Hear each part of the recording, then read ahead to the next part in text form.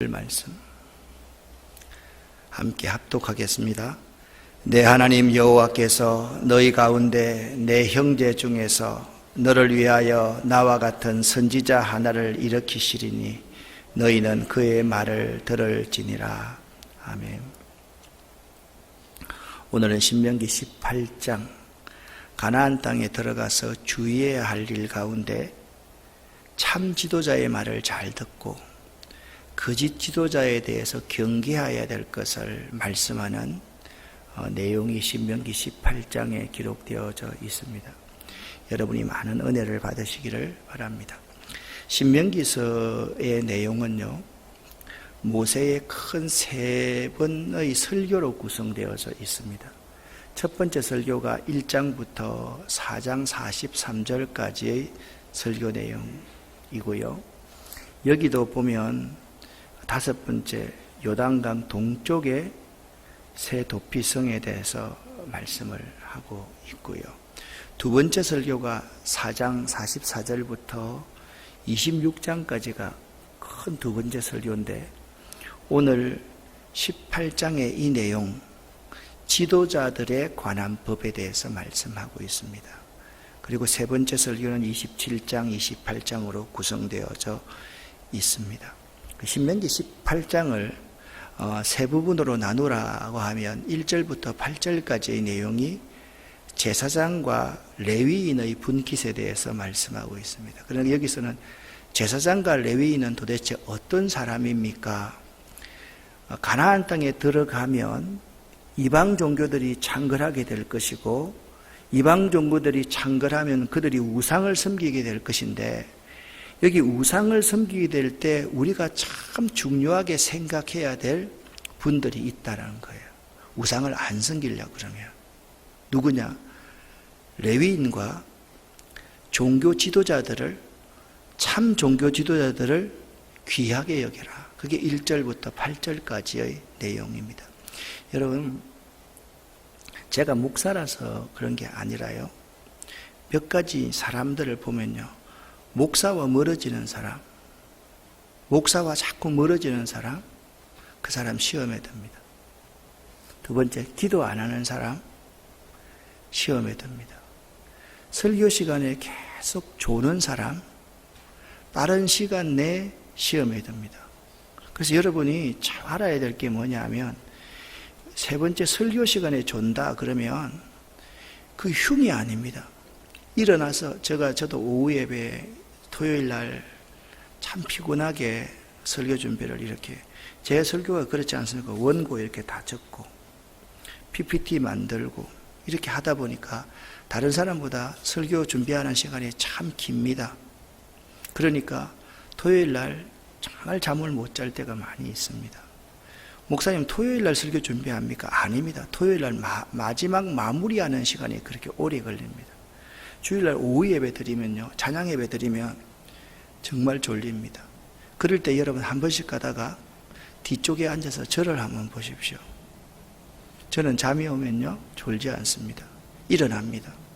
일어나서 뒤에서 왔다 갔다 하면서 말씀을 다 듣습니다. 매우 중요한 것입니다. 두 번째, 여러분 기도하는 거 있잖아요. 기도의 끈을 한번, 신앙생활은 이게 흐름이거든요. 흐름인데 흐름을 한번 딱 놓치고 나면 반드시 시험이 옵니다. 왜? 사단이 밀 까부르듯이 까부르거든요. 여러분, 교회에서 제가 일꾼들을 자세하게 봅니다. 중직자들을 자세하게 봅니다. 불평하는 사람, 부정적인 말하는 사람 어떤 사람인지 아세요? 기도 안 하는 사람입니다. 기도를 안 하는 사람의 특징은요, 이 공예배에 자꾸 빠집니다. 이유를 대가지고.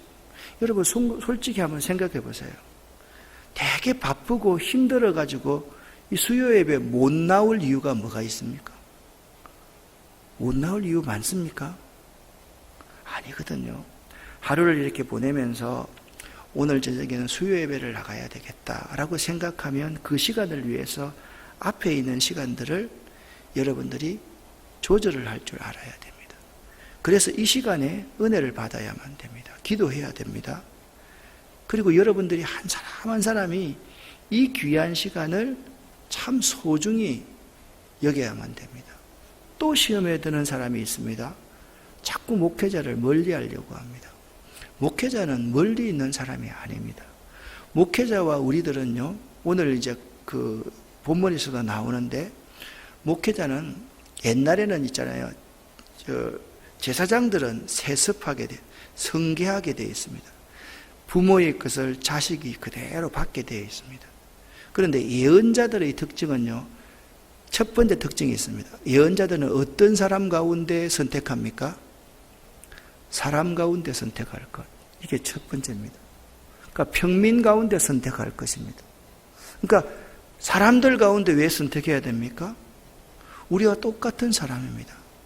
똑같은 사람이기 때문에 이 똑같은 사람에게 굉장히 중요한 게 뭐냐? 내 당대에 신앙생활하는 게 매우 중요합니다. 그래서 똑같은 사람이에요. 단지 여기서 성직을 감당할 수밖에 없는 사람이기 때문에 하는 거예요. 그래서 여러분들 기억하십시오. 목회자와 되도록이면 가까이 하십시오. 그리고 여러분 기도를 쉬지 마십시오. 기도의 끈을 한번 놓치면 큰일 납니다. 그리고 여러분들이 말씀을 잘 들으십시오. 기도 1시간 하면 말씀 3시간 들으십시오. 말씀이 매우 중요합니다. 자, 그러면 두 번째는요, 18장 9절부터 14절에 들어가면, 가나안 땅에 딱 들어가면 우상숭배가 막 이제 할 게 눈에 보입니다. 그때 이방 선지자를 척결해라 라는 명령을 9절부터 14절까지 하고 있습니다. 그리고 오늘 읽었던 15절에 내가 이 백성 가운데 한 선지자를 일으킬 것인데 그 선지자의 말을 잘 들어라. 누구와 같은? 나와 같은, 나 모세와 같은 선지자를 일으킬 것인데 그 예언자의 말을 잘 들어라.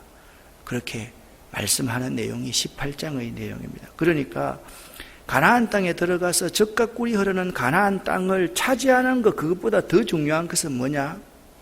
영적인 축복이라는 거예요. 우리는 자꾸 물질적인 축복, 땅을 차지하는 것만 생각하고 자손만 번성하는 것만 생각하는데 그것보다 매우 중요한 것이 뭐냐? 영적인 신앙적인 축복이라는 사실을 말씀하고 있습니다. 그러면 제사장과 레위인은 어떤 사람입니까? 오늘 1절부터 8절까지의 말씀을 보면 제사장과 레위인은 어떤 사람인가에 대해서 잘 말씀해 주고 있습니다. 5절 말씀을 함께 읽겠습니다. 이는 내 하나님 여호와께서 내 모든 지파 중에서 그를 택하여 내시고 그와 그의 자손에게 항상 여호와의 이름으로 서서 섬기게 하셨음이니라. 아멘. 그러니까 여러분 보세요. 모든 지파 중에서 누가 택했어요? 하나님이 택한 사람이 누구라고요? 제사장과 레위인이라는 거예요. 하나님이 택한 사람입니다. 그런데 제사장과 레위인은 하나님이 택하셔서 어떤 일을 하느냐? 그와 그의 자손에게 항상 여호와의 이름으로 서서 하나님과 인간 사이에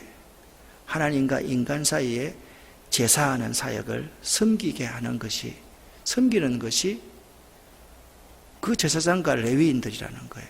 그러니까 제사장과 레위인은요, 하나님이 택하여 내신 분입니다. 그리고 항상 여호와의 이름으로 일을 하는 사람, 자기 이름으로 일을 하는 사람이 아닙니다. 그가 서서 하나님을 잘 섬기게 하는 일, 그게 제사장과 레위인들이었습니다. 그런데 제사장과 레위인들은 어떤 삶을 살아야 되느냐? 그들은요, 여호와께서 그들의 기업이 되는 사람입니다. 하나님이 기업이 되는 사람이다. 하나님이 그들의 기업이 되신다는 뜻은 뭐냐 하면 하나님께서 그들의 생계를 친히 책임지실 것이다 라는 의미입니다.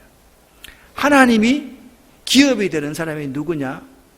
제사장과 레위인. 하나님이 친히 먹여주시는 사람이 제사장과 레위인이다 라고 말씀합니다. 그러면 제사장과 레위인이 어떤 모델이냐? 제사장과 레위인이요, 하나님과 백성들 사이에서 딱 서서 하나님을 섬기면 7절 말씀에 이렇게 말씀하고 있습니다. 여호와 앞에 선 그의 모든 형제 레위인과 같이 백성들이 제사장과 레위인들의 모습을 보고 하나님께 나아가고 하나님께 속죄하고 하나님 앞에 예배하는 삶을 하나님 앞에 살기 위해서 그들을 모델로 제사장과 레위인을 세워놨다는 거예요. 여러분, 민수기 1장부터 4장까지 말씀 보면 이스라엘 백성들이 1차 인구조사를 하는 내용이 나와 있습니다. 그 1차 인구조사의 특징 가운데 한 가지가 뭔지 아십니까? 첫 번째, 20세 이상의 각 지파에 전쟁에 나갈 만한 자를 계수합니다. 60만 명이 넘었습니다. 그런데 레위인만은 한 달 이상 된 남아들만 계수를 합니다. 레위인은 어떤 역할을 감당하는 사람인지 아십니까? 레위인은요, 각 지파의 장자들을 대신하는 사람이 레위인들이었습니다.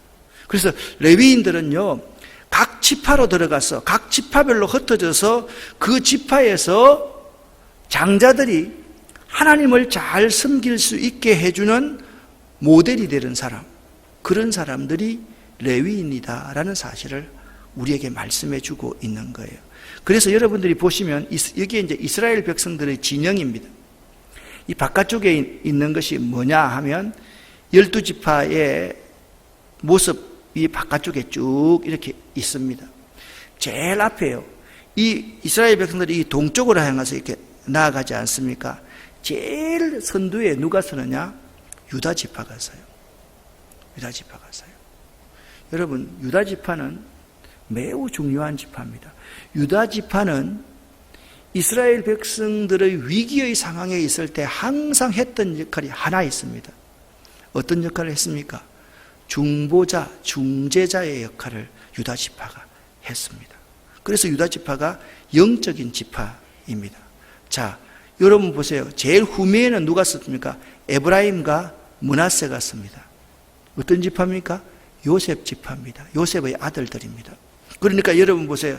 권세와 재물을 가지고 있는 지파, 가장 강력한 지파가 제일 뒤에 서고 제일 앞에는 유다 지파가 서서 전체가 다이아몬드 진영을 탁 이루어서 앞으로 이스라엘 백성들이 나아가는 거예요. 이 진영은 다른 이방 민족들이 이 진영을 깰 수가 없었습니다. 왜? 완벽한 진영이었습니다. 그런데 제일 중심에 항상 뭐가 있는가 하면 여기에 회막이 있습니다. 회막이 있습니다. 이 회막 안에는 성막이 있습니다. 성막 안에는 이쪽은 성소고 이쪽은 지성소입니다. 성소와 지성소가 있습니다. 그런데 여기 여러분 잘 보시면 여기 이 성막을 섬기는 자들이 누굽니까? 제사장들과 레위인들이었습니다. 근데 제사장들과 레위인이라고 해가지고 그들이 아무렇게나 질서 없이 섬기는 것이 아닙니다. 자, 이쪽이 지금 동쪽으로 나아가는 거 아닙니까? 맞죠? 여기 동문이 있는 겁니다. 자, 요 제일 앞에, 동문 제일 앞에는 레위 자손 가운데 모세와 아론 자손이 있습니다. 그 다음에 이쪽에, 여러분 보세요. 동쪽에, 이게 북쪽 아닙니까? 북쪽에는 뭐냐면 므라리 자손이 있습니다. 남쪽에는 고핫 자손이 있습니다. 서쪽에는 게르손 자손이 있습니다. 이 전부 다가 어떤 지파냐? 레위 지파였습니다. 그러니까 게르손 자손이라는, 게르손은 보세요. 성막 후미에 있잖아요. 그렇죠? 게르손 여기 있습니다. 게르손 자손은 주로 어떤 걸 담당했냐 하면 휘장, 큰 텐트를 담당하는 레위 지파 가운데 하나가 게르손 지파입니다. 자, 그 다음에 고핫 자손. 이 고핫 자손은 어떤 사람인지 성소 안에 있는 모든 기구들을 담당하는 지파가 고핫 자손입니다. 여러분, 고라 일당이 모세와 아론에게 반역을 일으키죠. 그때 반역을 일으켰던 사람이 누굽니까? 고핫 자손입니다. 여러분 생각 한번 해보세요. 성막 텐트를 담당하는 사람이 중요한 역할을 실권이 있었겠습니까? 아니면 성막 안에 있는 각종 도구를 담당하는 사람이 더 실권이 있었겠습니까? 고핫 자손이 훨씬 더 실권이 있었겠죠. 고핫 사람들은 떡상도 담당하고 다 담당하는데요, 자기들이 귀한 일이라고 생각하니까 고핫 자손이 나와가지고 말을 하는 거죠. 왜 모세와 아론 자손 너희들만 제사장 해먹냐? 그리고 말을 합니다. 왜 모세님만 지도자 해먹냐? 그러다가 그들이 땅이 갈라져서 고라 일당들은 땅속에 다 재산과 함께 파묻혀서 자식들과 똑같이 죽습니다. 그리고 지도자 250명이 가다가 이렇게 향로를 들고 갔는데 이 향로에 불을 담아오라 그랬습니다. 불은요, 누구만 관리하는가 하면 제사장만이 관리할 수 있습니다. 이들은 제사장이 아닙니다. 고핫 자손일 뿐입니다. 그런데 이들에게 불을 담아오라 그래서 이 불이 나가지고요, 250명이 다 타서 죽습니다. 그러한 일들이 벌어집니다. 그래서 여러분들이 오늘 신명기 28장을 보면서 이 민수기 3장 주변에 있는 이 전체적인 지파를 알아야만 됩니다. 그리고 므라리 자손은 뭘 상징하느냐? 바깥에 있는 이 회막 바깥에 천막들, 기둥들, 이런 것들을 운반하는 사람들이 므라리 자손이었다는 거죠. 그러니까 핵심적인 것은 뭐냐? 모세와 아론의 자손들이 모세는 지도자가 되고 아론의 자손들은 제사장이 된 거예요. 그래서 아론의 첫 번째 아들, 두 번째 아들은 누굽니까? 나답과 아비후 아니옵니까? 나답과 아비후가 술을 마시고 다른 불을 들이다가 즉사합니다. 그 다음에 그의 아들 엘로아살이 제사장이 되지 않습니까? 바로 이런 역할을 레위지파도 똑같은 레위지파가 아닌 것입니다. 성소 안에 기구를 담당하는 사람이 있고 천막을 담당하는 사람이 있고 밖에 기둥을 담당하는 그러한 사람들이 다 있었는데 그 가운데 모세는 지도자로 서고 아론의 후손들만 제사장의 역할을 감당할 수 있었다라는 것입니다. 이 레위지파 모두는 다 하나님이 기업이 되어야만 했습니다. 하나님이 그들의 모든 의식주를 해결해 주는 사람들이 레위지파였다라는 사실을 알아야만 됩니다. 레위지파는 항상 어떤 사람입니까? 하나님의 선택을 받는 사람입니다. 하나님의 선택을 받아서 하나님과 백성 사이에 섬기는 일을 감당하는 사람들이 레위지파였습니다. 그리고 레위지파는 항상 백성 앞에 서서 백성들이 하나님을 잘 섬기는 모델의 역할을 해야 되는 사람이 레위지파였다라는 사실을 기억할 수 있어야만 합니다. 이것이 1절부터 8절까지의 내용입니다. 두 번째 9절부터 14절까지의 내용입니다. 가나안 땅의 가증한 우상 숭배 풍습을 버리라 라고 9절부터 14절에서 명령하고 있습니다. 가나안 땅의 가증한 우상 숭배 풍습을 버리려고 하면 어떻게 해야 되느냐? 이방 선지자를 척결해야만 됩니다. 왜? 가증한 우상 숭배를 권장하고 과증한 우상 숭배에 대해서 다른 사람에게 강요하고 하는 사람이 누굽니까? 이방 선지자입니다. 그러니까 그들의 지도자를 먼저 척결하지 않으면 가증한 우상 숭배를 우리가 따라갈 수밖에 없기 때문에 이방 선지자 척결을 명하셨다라는 거예요. 오늘 9절부터 14절까지 말씀을 한번 보겠습니다. 자, 9절에 이렇게 말씀합니다. 내 하나님 여호와께서 내게 주시는 젖과 꿀이 흐르는 가나안 땅에 들어가거든. 자, 들어가거든. 딱 가정법을 쓰고 있습니다. 들어갔을 때 너는 그 민족들의 가증한 행위를 본받지 말 것이며 그의 아들이나 딸을 불 가운데로 지나게 하는 자나 점쟁이나 기둥을 말하는 자나 요술하는 자나 무당이나 지는 자, 이 지는 자라는 것은 뭐냐면 주문을 외우는 사람을 말합니다. 주술가들을 말을 합니다. 신이 접한 신접자나 박수와 초혼자를 너희 가운데서 어떻게 하지 말라?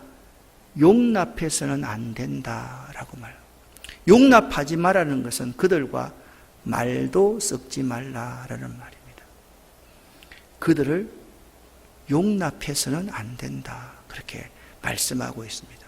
이런 일을 행하는 모든 자를 여호와께서 가증히 여기시나니 이러한 가증한 일로 말미암아 내 하나님 여호와께서 그들을 네 앞에서 쫓아내시느니라. 하나님은 이런 가증한 자들을 매우 싫어하십니다. 12절, 13절 말씀, 중요한 말씀입니다. 같이 한번 읽겠습니다. 너는 내 하나님 여호와 앞에서 완전하라. 아멘. 하나님께서 이스라엘 백성들에게 너는 내 하나님 여호와 앞에서 완전하라 라고 말씀하셨습니다. 이 말씀의 의미는 이렇습니다. 너는 하나님과의 관계에 있어서 흠이 없게 하라 라는 뜻입니다. 그럼 무슨 말입니까? 이방인들의 행위를 본받지 말아라는 거예요. 오늘날 우리 예수 믿는 사람들이 있잖아요. 이방인들의 행위를 본받는 사람들 많습니다. 이왕 결혼식 하는 거 날도 길일로 택하면 좋지 않느냐고. 제가 아들이 결혼을 하는데 청첩장을 보내고 났더니 사람들이 이런 말을 쉽게 하더라고요. 그날이 좋은 날인가 봐요. 왜 이렇게 결혼식 하는 사람이 많은지 모르겠어요. 그런 말을 해요. 우리 속에 있잖아요. 좋은 날, 나쁜 날이라는 것에 대한 의식이 예수 믿는 사람 가운데서도 굉장히 많이 있다라는 사실을 알아야만 됩니다. 그래서 우리가 여호와 앞에서 완전하라는 의미는 뭐냐면 오직 하나님의 말씀만 온전히 따르라라는 의미라는 겁니다. 우리가 여호와 앞에서 완전하려고 하면 하나님 말씀만 온전히 따라야 된다. 근데 하나님 말씀을 따른다라는 이 여호와 앞에서 완전하라는 원어의 의미가 무엇이냐? 이런 뜻입니다. 첫 번째, 거룩하시고 완전하신 하나님을 닮아서, 이런 뜻입니다. 그러니까 거룩하시고 완전하신 하나님을 닮아가려고 하면 너희들이 거룩해지고 완전해진다, 그 말입니다. 우리가 자꾸 우리의 모델을 하나님으로 삼아야만 됩니다. 그러니까 하나님으로 말미암아 하나님의 도우심을 힘입어 살아라, 그 말이 너는 내 하나님 여호와 앞에 완전하라는 의미입니다. 자, 한번 따라합시다. 하나님으로 말미암아 하나님의 도우심을 입어. 아멘. 여러분이 하나님 앞에 완전한 자로 서려고 하면 하나님으로 말미암아 살아야 되고 하나님의 도우심을 입어서 살아야지 하나님 앞에 온전한 자, 완전한 자로 설 수 있다라는 거예요. 그러니까 우리가 가나안 땅에 들어가서 이 세상에 살면서 우상에게 마음을 빼앗기지 않고 잘 살려고 하면 딱 다른 게 아닙니다. 그들을 본받지 말아라. 그리고 하나님으로 말미암아, 예수로 말미암아, 믿음으로 말미암아, 하나님의 도우심으로 말미암아 살면 어떤 유혹이 와도 우리는 흔들리지 않습니다. 할렐루야, 할렐루야. 여러분, 중요한 게 있습니다. 우상이 겁나지 않습니다. 자꾸 우리는 우상을 겁내합니다. 우상을 겁내할 필요가 하나도 없습니다. 이단들을 자꾸 겁내합니다. 이단들 겁낼 필요가 하나도 없습니다. 우리 교회가 하나님으로 말미암아 목회를 해나가고 하나님으로 말미암아 신앙생활을 해나가고 하나님의 도우심을 입고 나가면 우상들, 이단들 걱정할 거 하나도 없습니다. 그런데 사람들 가운데서요, 하나님으로 말미암지 않고 사람으로 말미암는 거예요. 지도자로 말미암는 거예요. 이럴 때 우리가 우상 숭배에 빠진다라는 사실을 알아야만 합니다. 우리는 하나님의 힘을 덧입고 살아야 됩니다. 예수 이름을 덧입고 살아야 됩니다. 예수의 보혈을 덮고 살아야만 합니다. 하나님의 도우심을 힘입고 살면 우리들이 여호와 앞에서 완전한 사람이 된다. 사람들이 있잖아요, 이 말씀을 잘 이해를 못해요. 여호와 앞에서 완전하라 그러니까 내가 뭐 온전한 사람인 줄 생각합니다. 여러분, 제가 왜 이렇게 양복을 그든지 아십니까? 이 안에 보면요, 우리 전부 다 우리 속이 다 시커멓고 죄악투성이에요. 여러분 스스로 한번 봐보세요. 우리가 어떻게 하나님 앞에 완전한 자로 설 수 있습니까? 우리가 어떻게 하나님 앞에 온전한 자로 설 수 있습니까? 여기 하나님 앞에 온전한 자가 있습니까? 아무도 없습니다. 자꾸 사람들이 내 좋아하면요, 그때 사람들이 나를 좋아하고 나를 따르면 아이고 이놈의 인기가 하늘을 찌른다. 농담이라도 그런 말 하지 말고요, 그런 사람들을 어디로요? 여호와가 자신의 목자가 되도록 인도할 수 있는 사람이 되어야만 하는 거예요. 그래야지 하나님으로 말미암아 사는 사람인 거예요. 여러분, 그렇게 하나님 앞에 완전한 자로 살아갈 수 있는 여러분 되시기를 예수 이름으로 간절히 축원합니다. 하나님으로 말미암아 사세요. 하나님의 도우심을 힘입어 사세요. 이것이 완전한 자로 살아가는 비결이다 라는 것을 알아야 됩니다.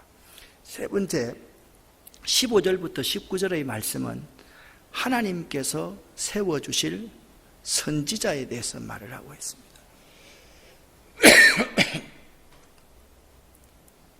15절부터 19절까지의 말씀을 보십시오. 같이 한번 읽어볼까요? 내 하나님 여호와께서 너희 가운데 내 형제 중에서 너를 위하여 나와 같은 선지자 하나를 일으키시리니 너희는 그의 말을 들을지니라.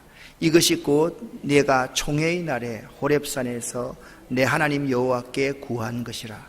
곧 내가 말하기를 내가 다시는 내 하나님 여호와의 음성을 듣지 않게 하시고 다시는 이 큰 불을 보지 않게 하소서. 두렵건대 내가 죽을까 하나이다 하매 여호와께서 내게 이르시되 그들의 말이 옳도다. 내가 그들의 형제 중에서 너와 같은 선지자 하나를 그들을 위하여 일으키고 내 말을 그 입에 두리니 내가 그에게 명령하는 것을 그가 무리에게 다 말하리라. 누구든지 내 이름으로 전하는 내 말을 듣지 아니하는 자는 내게 벌을 받을 것이요. 아멘.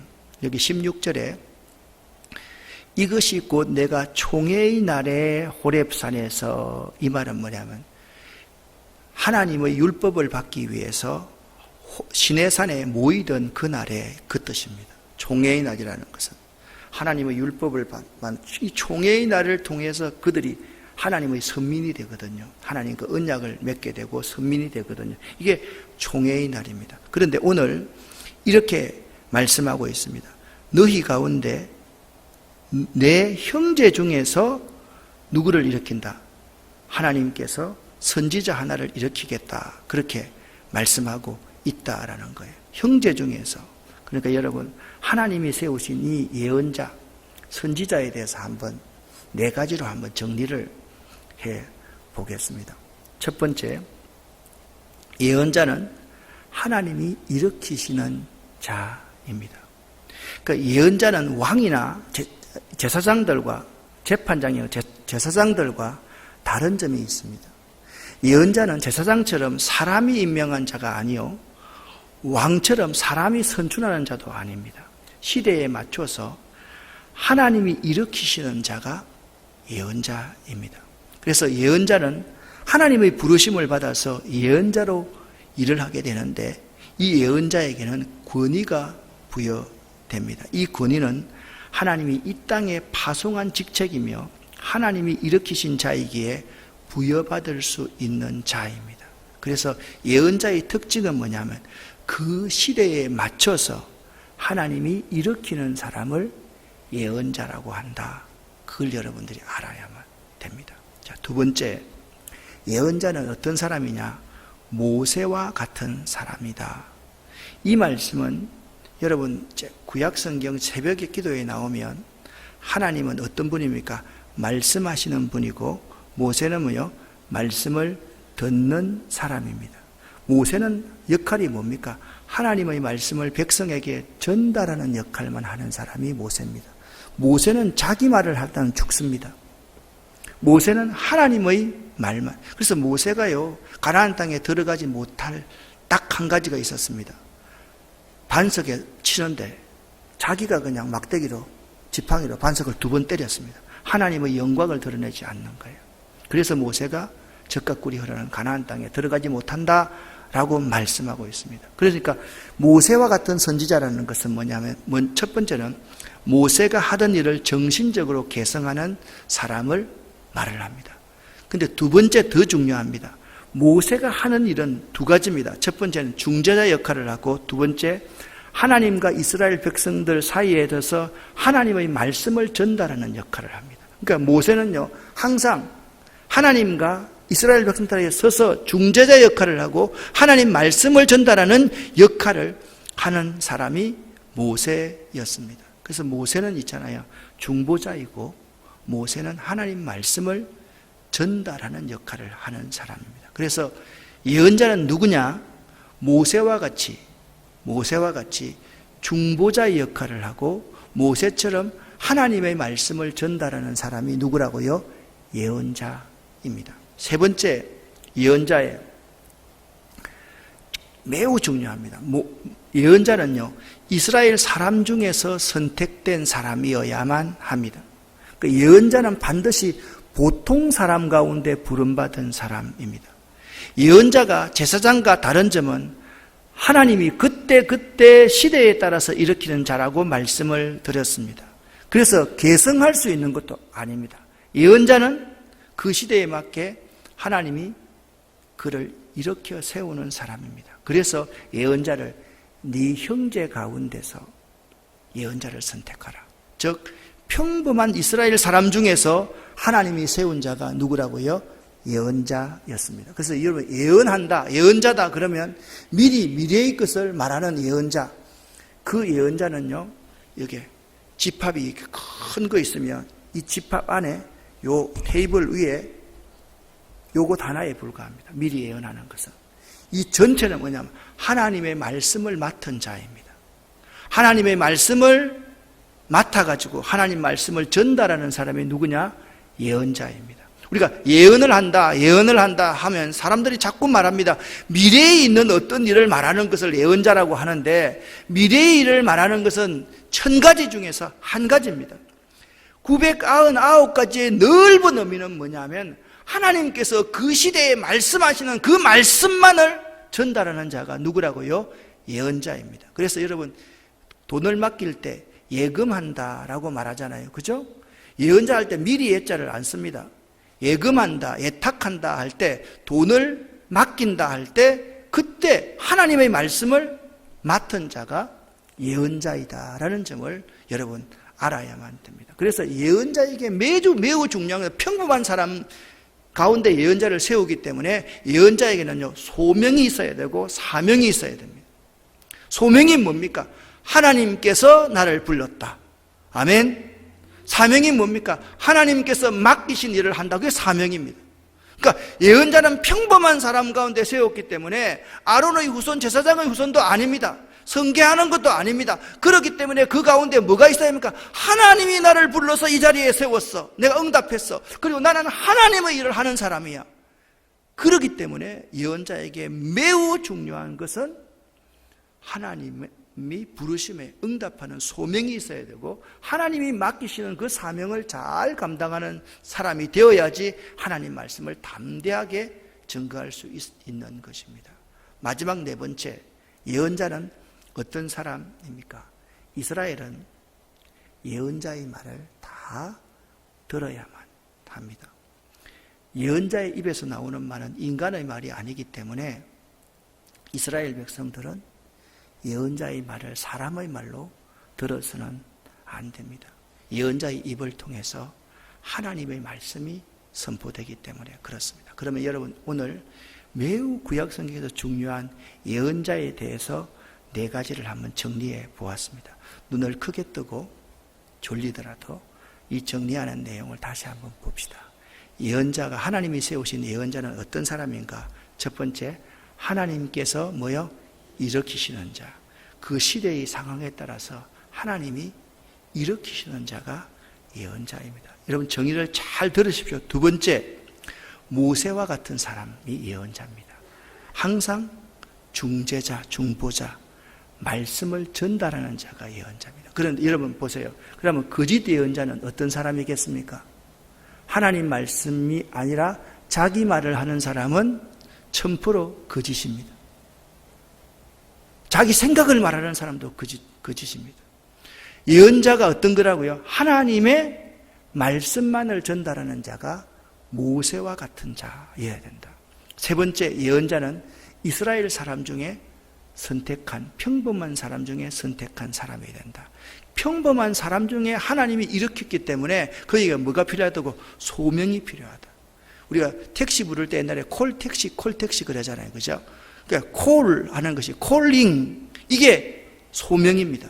하나님이 부르심에 내가 여기 있습니다, 응답하는 게 소명입니다. 미션은 뭡니까? 하나님이 주시는 일, 그 자체가 미션입니다. 그래서 소명이 먼저 오면서 사명이 주어집니다. 그래서 이 예언자는 사람 중에서 선택한 평범한 사람 중에 선택했기 때문에 그에게는 반드시 소명이 필요하고 사명이 필요해야지 하나님 말씀을 담대하게 전가할 수 있습니다. 왜? 예언자를 가장 싫어하는 사람이 누굽니까? 왕들입니다. 그렇죠? 왕들에게 쓴소리 하는데 왕들이 좋아하겠습니까? 싫어하겠습니까? 싫어하겠죠. 그러니까 그게 하나님이 나를 불렀다, 내가 말씀을 전달하는 것은 하나님의 일이다, 그렇게 생각하니까 목숨을 두려워하지 않고 그 앞에서 외칠 수가 있는 거죠. 죽이라, 나는 하나님이 세운 사람이다, 나는 하나님의 명령을 전달한다. 그렇기 때문에 예언자가 목숨 걸고 하나님 말씀을 담대하게 전가할 수 있는 것입니다. 그러므로 이스라엘 백성들은 이 예언자의 말을 잘 들어야 됩니다. 이 예언자의 말을 사람의 말로 들어서는 안 됩니다. 모세의 누이 미리암이 자기의 동생이라고 모세를 하대했기 때문에 그가 문둥병이 걸렸던 것을 여러분 기억해야만 됩니다. 모세가 구스 여인을 취했다고 해서 누이가 모세를 비난하다가 그가 문둥병이 걸리고 비록 회복되었지만 그 시대는 끝났다는 것을 우리는 기억할 수 있어야만 됩니다. 마지막 결론적인 부분입니다. 거짓 선지자에 대해서 경고하고 있습니다. 자, 그러면 참은 어떤 사람입니까? 하나님의 말씀을 맡아서 전하는 사람이 참입니다. 거짓은 어떤 사람이겠습니까? 자기 말을 하는 사람, 하나님 말씀 아닌 걸 말하는 사람이 거짓입니다. 20절부터 22절까지 말씀이 현대인의 성경을 제가 쉽게 번역을 해놓았습니다. 함께 읽어보겠습니다. 그러나 내 이름을 빌려 내가 명령하지도 않은 것을 제 멋대로 말하는 예언자나 다른 신들의 이름으로 말하는 예언자는 반드시 죽게 될 것이다. 여기까지. 자, 그러면 거짓 예언자는 어떤 예언자, 어떤 사람입니까? 내가 명령하지도 않은 것을 제 멋대로 짓거리는 사람, 거짓 예언자입니다. 다른 신들의 이름으로 말하는 예언자도 거짓 예언자들입니다. 그들은 반드시 뭐예요? 죽게 될 것이다. 그렇게 말씀하고 있습니다. 자, 21절 함께 읽습니다. 여러분은 예언자의 말이 여호와께서 주신 말씀인지 아닌지 어떻게 아느냐고 속으로 생각할지 모릅니다. 이게 굉장히 궁금한 거잖아요. 누가 예언자냐? 거짓 예언자냐? 자, 22절 보면 성경에 답이 다 나와 있어요. 성경은 성경으로 해석하면 돼요. 성경을 갖다 붙이면 안 돼요. 22절 같이 읽습니다. 만일 어떤 예언자가 여호와의 이름으로 말을 해도 그것이 이루어지지 않으면 그가 말한 것은 여호와께서 주신 말씀이 아니라 그가 제멋대로 지어낸 말입니다. 그러므로 여러분은 그런 자를 뭐요? 두려워해야 된다고요? 두려워하지 말아야 됩니다. 그런 자를 똥파리처럼 생각해야 됩니다. 똥파리가 두렵습니까? 잡아야 되지. 여러분 잘 한번 생각을 해보세요. 제멋대로 지어낸 말. 그러니까 거짓 예언자들은요, 헌금 안 하면 이번에 집 팔았지, 그거 드려. 헌금 안 하면 아들 중에 누구 한 사람이 다리가 절게 될 것이야. 이렇게 말하면 겁이 나가지고 후다닥 내야 되는 줄 알고 막 고민합니다. 지어낸 말입니다. 하나님은 절대로 그런 말씀 하시지 않습니다. 여러분, 우리 인생에 있어서 좋은 지도자를 만나는 것보다 큰 축복이 없습니다. 우리의 좋은 지도자가 누구입니까? 예수 그리스도. 예수 그리스도, 그분만이 좋은 지도자입니다. 예수님이 이렇게 말씀하셨습니다. 따라합시다. 나는 선한 목자라. 선한 목자는 양들을 위하여 목숨을 버리거니와. 아멘. 예수님이 말합니다. 나는 선한 목자라. 선한 목자는 양들을 위해서 목숨을 버리는 목자이지만 싹구는 목자도 아닙니다. 선한 목자는 우리 교인들을 위해서, 우리 인간들을 위해서, 십자가 위해서 목숨을 버리는 목자가 선한 목자입니다. 자기가 살기 위해서 교인들을 이용하거나 자기가 살기 위해서 교인들을 죽이는 행위를 하고 자기 이익을 취하기 위해서 제멋대로 말씀을 지어내는 예언자는 예언자가 아니라는 사실을 여러분 꼭 알아야 됩니다. 사랑하는 성도 여러분, 우리 한 사람 한 사람이 이 땅에 살아가면서 참 중요한 것이 예언자가 누구인지, 이 예언자의 말, 참 예언자의 말을 우리가 어떻게 순종해야 되는지 묵묵히 묵상하고 생각하는, 결단하는 오늘 저녁 될 수 있기를 예수 이름으로 간절히 축원합니다. 간절히 축원합니다. 자, 여러분 옆 사람에게 인사 한번 합시다. 나의 좋은 예언자는 예수님 한 분밖에 없습니다. 시작. 아멘. 기도하겠습니다. 하나님 아버지, 감사합니다. 우리의 참 목자는 예수님 한 분밖에 없음을 고백합니다. 하나님, 이 세상 어느 누구도 참 목자이신 예수님의 이름으로 행하면서 제멋대로 지어내는 거짓 선지자들, 거짓 예언자들이 참으로 많습니다. 예수 외에 어떤 목자도 없음을 고백하는 저희들 될 수 있도록 도와주시옵소서. 하나님, 참 목자이신 예수님을 가까이 할 수 있게 도와주시고 기도할 수 있게 도와주시고 또한 말씀에 주의할 수 있는 저희들 될 수 있도록 도와주시옵소서. 예수 그리스도 이름으로 축복하옵고 간절히 기도 올립니다. 아멘.